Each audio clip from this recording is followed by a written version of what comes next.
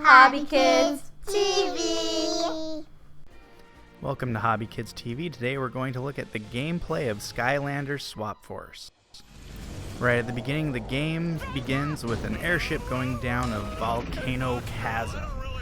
This game has a lot of great cutscenes like this, and it also prompts you when you need to put one of the Skylanders onto the portal like this.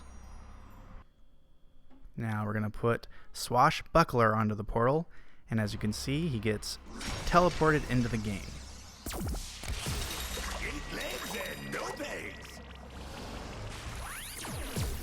As a character, Swashbuckler has the water attribute, so in certain areas he's stronger than others when water is more desirable. He can use his tentacles, he uses a cutlass, and also a musket that shoots balls of water, and sometimes you can get piranhas in there depending on the upgrades. At any time in the game you could take off the Skylander that is on the portal and swap it out with another one. So let's try Blast Zone. Blast and Furious! Blast Zone has the fire attribute. He throws bombs. He could charge a sticky bomb. He has a furious charge where he can charge up and zoom across the screen, also hurting enemies.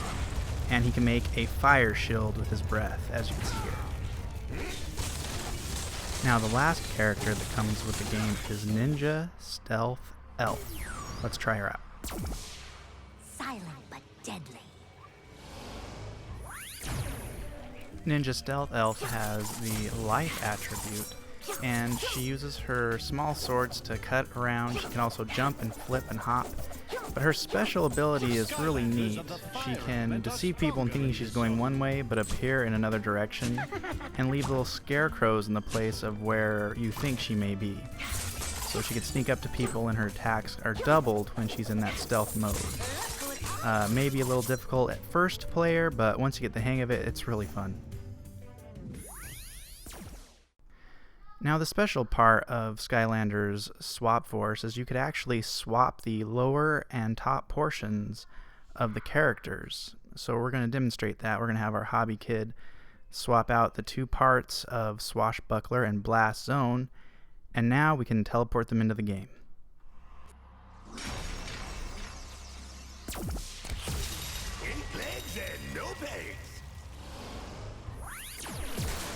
So now we have Wash Zone. His upper part can have the same attacks as Swashbuckle, where he shoots the balls of water and uses his cutlass, but the lower portion he has the same attacks as Blast Zone. So he has the water and fire attributes now. Now let's see what we get with the other combination.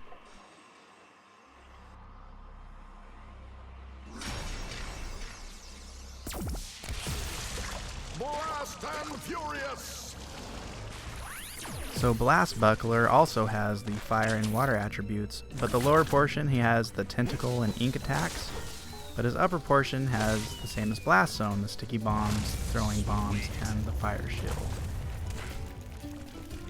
Well, let's say you have a friend that wants to play. How do you get another Skylander involved? Well, it's pretty simple. The other player just has to press A to join, and then you put on another Skylander and he gets teleported into the game.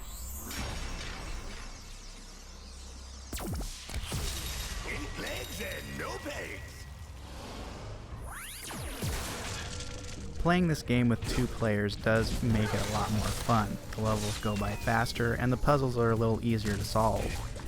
If you do try to get too far away from the other person, however, there is a tether that kind of ties you to the same screen. Unlike the Lego games where the screen will split, Skylanders doesn't have that available. Now let's take a look at the upgrade options that are in the game. You can choose from the top or lower portion to upgrade your character, and if you swap out the pieces, each individual top and bottom piece keeps its upgrades. So whether you use the top portion on another character, it keeps track of those upgrades. Skylander has really simple puzzles, but they're not so simple that you kind of get frustrated. They're real simple, easy to do, easy to follow. They even have lock games where you need to make two pieces come together so you can open certain doors. Another cool feature of the game that every time you encounter a new enemy, there's a little cutscene that shows you the enemy and his name. Skylander has many cool lands with a lot of nice features. The boss battles aren't too hard, but still challenging. As a father playing games like this, sometimes things are either too easy or too hard. There's a lot of colorful characters. You see half shark, half armadillo type of characters. The animations when you go over bridges are well thought out and look really nice. As you play this game, it doesn't feel like they cut any corners when they made it. They took their time and made all the animations look really good. And what happens if you run out of hit points? It's not a problem. Just put on another Skylander onto the portal and boom, you're back in the game. So that way, that's not very frustrating if you do get knocked out of the game. As long as you have another Skylander, you can keep on playing.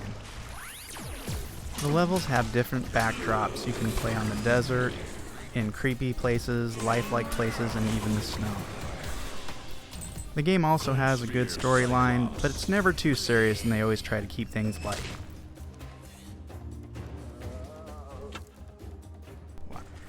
So to sum it up, Skylanders Swap Force is a really fun game.